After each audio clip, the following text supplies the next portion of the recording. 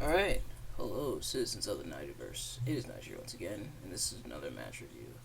Now, admittedly, this and the next match I'm going to be talking about on Sunday, um, these are matches I've been kind of trying to avoid talking about, although I knew I had to talk about them for Awful Month, of course, but these are matches I wanted to avoid so badly, but just like running a race, I can't run forever, and and it was inevitable that I had to talk about this match and the match coming on Sunday, which you will get to see on Sunday, of course. But I am talking about TNA Victory Road 2011, Sting versus Jeff Hardy. You know why you're here. For starters, I'm not a professional. I'm not a professional wrestling reviewer or analyst. Just a man who enjoys a good time, which is the opposite of what I had here. This match, it's a short one, of course.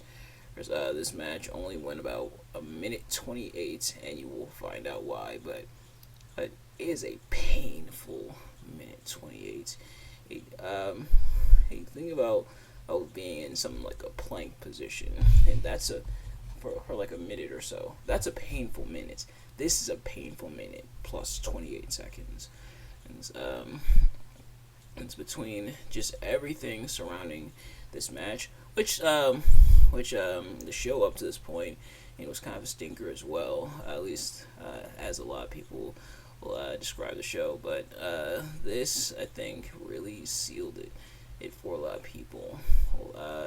One of the worst matches ever, one of the worst performances ever, just one of the worst things ever. This is just the worst, and it's barely what you'd consider a match. Actually, the only reason it's considered a match is because there was a bell both at the beginning and the end, and there was a referee there, and there were wrestlers present. And otherwise, you'd kind of be hard pressed to call this a match. But without further ado, let's get right into it. Starting with what obviously I dislike. For those of you who've seen these wrestling reviews before, you kind of already know how this works. I'm going to be talking about what I liked and what I disliked about this match. And what I disliked about this match was pretty much everything. And I guess it's time to rip off the Band-Aid. No more beating around the bush. It's like I said, you know why you're here. I know why I'm here. Let's just get it out there. Jeff Hardy. Jeff Hardy, of course, comes stumbling out. Clearly, he gone, off this planet, high as a kite, high out of his mind. I forget exactly whether he was drunk or high, or possibly both. Coming out here, but Jeff Hardy is absolutely out of it. It's stumbling into the ring, swaying quite a bit. It looks like he has no idea where he is. It is definitely embarrassing, and it is really awful to see. Of course, Jeff Hardy, a long history with substance abuse and everything, which is what got him released from places like TNA the first time around, and WWE in the first place. He's and yet here we are again with this, and I feel like this was kind of sort of like a turning point. I feel like, and we'll get to that, but yeah, Jeff Hardy totally out of it, which apparently he was okay, he was fine all the way up until the main event, and now he's totally out of it. It sadly wasn't able to stop him from coming out here. He's already out there. You can't think of a contingency plan or a plan B. He's already out there. So now you just gotta roll with it, I guess. And Brian Zane over at Wrestling with Regret. Go subscribe to him, by the way. He definitely described that you could have did a contingency plan. Mr. Anderson and or Rob Van Dam, who competed, I believe, in the match right before this, if I'm not mistaken, probably could have came out, made this like a triple threat or something, and have Jeff Hardy taken out on the outside, while Mr. Kent. I almost called him Mr. Kennedy. Mr. Anderson. Honestly, I might interchange between the two, but Mr. Kennedy or Rob Van Dam, whoever shows up in this match, Edge and Sting, which of course Sting will get to, but you could have had them do some stuff while Jeff Hardy's like taken out on the outside. But sadly, we didn't even get that. But you know what? Since I mentioned him, let's get to Sting. Sting is pissed, and understandably so. Oh, I do not blame him one bit, but he is upset at this, and understandable. Like I said, it's embarrassing. This is the main event of the show. It'd be bad enough if this was like during this during like another part of the show, like the opener or middle part of the show. But no, this is the main event. This is the last match of the night. This is for the TNA World Championship. Yep, and this is what we got. Sting has every right to be frustrated at what's going on here. Eric Bischoff comes out, relays the new finish, makes it no disqualification, at least in kayfabe. Although in reality, he probably telling Sting to just like hurry up and pin him so we can get out of here. And that's exactly what Sting does. They do like a little bit of grapple, which Jeff like teases throwing his shirt into the crowd. He ultimately just drops it on the apron, and then Sting hits a scorpion drop up, and you can tell there was some venom behind that one, and pins Jeff Hardy down on making sure Jeff Hardy stays down, so that the pin can be counted and so the match can be over. And the fans are chanting "Be it" as they want a refund. Sting says, "I agree," which Sting, I agree too. Just an absolute mess as here, just and a completely messy situation here. Is this match, and of course the pay-per-view, because of this ending way earlier than it was supposed to. They kind of tried to fill in time, but didn't really happen. TNA apparently, if I'm not mistaken, tried offering either refunds or I believe a certain amount of months for free of their streaming service. Jeff Hardy was taken off the road for a little bit. After this is to recuperate, and I believe was sent to rehab. Definitely a blemish and a black eye, not just on the show, but to TNA in general. This is a moment that a lot of people still associate with TNA up until this day, which sadly understandable because it's embarrassing, and sadly, what's even more sad is not the last time Jeff Hardy would find himself caught up in things of this nature. Of course, he was released by WWE after a situation at a house show where Jeff seemed to be out of it. Where WWE tried to drug test him, Jeff refused. They released him. Although, actually, I think he did do a drug test and it came back negative. But then, of course, gets in trouble while he's in AEW, and so now he's currently in AEW. At the time of this recording, he just came back from his suspension not too long ago, so he's back on TV.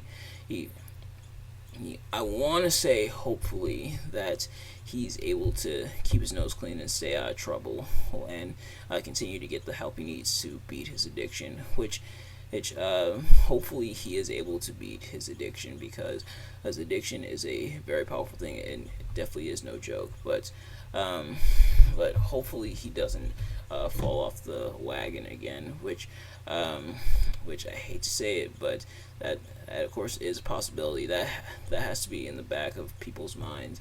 And if Jeff Hardy falls off the wagon again, and what's going to happen? There is a chance that, and this is probably the most obvious, that he's likely going to get released from AEW, who if he falls off the wagon again, which is understandable. But just really, really sad to see here, and really, really awful. And it's the reason why I almost feel like I kind of have like a kind of a love-hate relationship when it comes to Jeff Hardy, because on one hand, and I love Jeff Hardy, he I grew up with him and the Hardy Boys. Literally, my favorite tag team of all time is the Hardy Boys. I was excited when he won the WWE Championship. He won it actually in Buffalo at Armageddon 2008. It was in Buffalo, New York, and he won the WWE Championship that night. Sadly, I wasn't there in attendance, but yeah, he won it that night here in Buffalo. Oh, I love Jeff Hardy. I grew up with Jeff Hardy, and seeing his like risk-taking stunts and stuff like that. I watched the Raw live where he dove off the Raw stage onto Randy Orton, and that was insane to me. And seeing a lot of the other crazy stunts that he pulled over the years. I will always have love in my heart for Jeff Hardy. When he and Matt came back at WrestleMania 33, I lost it. I was so excited. I remember like I just like totally marked out because I was watching it on the computer downstairs, and my dad and my sister were in the room with me, and I marked out like crazy when the Hardy Boys music hit. It like I was excited to see them back in WWE and everything, and I was excited when he showed up in AEW, even when he did the dance on his way to the ring as his brother Matt was getting beat up, which he caught some flack for. But at the same time, would it be Jeff Hardy if he didn't do the Jeff Hardy dance? But yeah, so definitely have a soft spot for Jeff Hardy. But on the other hand, and all this stuff, it's concerning, and to see him embarrass himself, oftentimes it's pretty sad. Which is why Jeff, if you are watching this, which you probably aren't, if you're watching this, please continue to get the help and everything that you need. We love and care about you, man. We definitely love and care about you, and we want you to get better. We want you to beat the addiction. If people like Jake Roberts are anything to go by, Jake Roberts also a long history with substance abuse. If people like him or like even Eminem are anything to go by, addiction can be beaten, and hopefully Jeff Hardy is able to beat his addiction, beat his demons, and able to overcome them. I hope that is the case. I don't know for sure though, but hopefully that is the case. But yeah, hopefully Jeff Hardy is able to beat his addiction, and hopefully nothing like this happens again. Like I said, with the house show, it was kind of a close call, but thankfully they didn't really put him in the main event of stuff, at least that I know of after this, which is probably a very smart move and a very understandable move here. But yeah, if I did have to find maybe one or two positives, I don't know if there's really any positives I can think of, but if I did have to try and find some, the first would be at least it was only a minute. At least we were put out of our misery relatively quickly, and it was short and everything. Like the entrances and the post-match stuff was longer than the match itself. But also, I guess the other thing would be, thank God nothing like this has happened to Jeff Hardy again, where he's messed up the main event quite like this. So I guess that's the silver lining, but that's not really much of a silver lining. Now do you see why I was dreading reviewing this match? I knew I had to review it eventually, and I knew it definitely had to go into awful month, but awful indeed this is. But nevertheless, that's going to do it for this review. Thank you all so much for watching. I hope you enjoyed. Sorry if I bummed you guys out, but yeah, just had to get that stuff off my chest because this is pretty sad to see. And hopefully, like I said, hopefully Jeff continues to get the help that he needs and eventually beat his demons. But thank you all so much for watching. I hope you enjoyed. If you did, please do me a favor. Like, comment, subscribe, share with your friends. Turn on post notifications so you know every time I upload a video so you can see as soon as it drops. Let me know in the comments below your thoughts on the match and your thoughts on my analysis of the match and my review of the match. What are your thoughts on the match? Did you dislike my review of the match? But thank you all so much for watching, and I will see you guys later. Peace.